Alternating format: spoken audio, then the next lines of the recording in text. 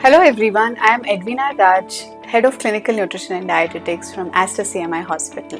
Today I'm going to talk about plant-based diet. So let's dive into the benefits, evidence and gap in this area.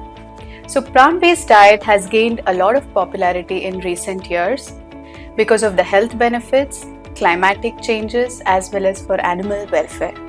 So most countries have embraced plant-based diet because of various reasons such as benefits against chronic diseases like diabetes, heart disease, stroke, obesity and cancer. Plant-based diet excludes some or all forms of animal foods but includes vegetables, fruits, nuts, seeds, whole grains and legumes.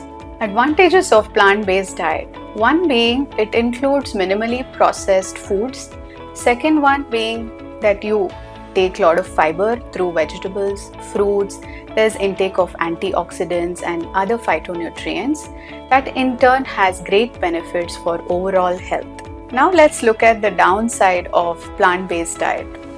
One being we need more data evidence on the long-term impact of plant-based diet and vegetarian diets. Second one being that one tends to indulge in ultra-processed diet according to the data and involved in by eating a lot of junk food.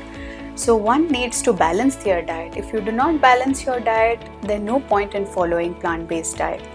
So always consult a qualified dietitian to meticulously plan your diet. If you do not follow adequately, then you may end up in having micronutrient deficiencies like iron, zinc, vitamin A, D, calcium and B12.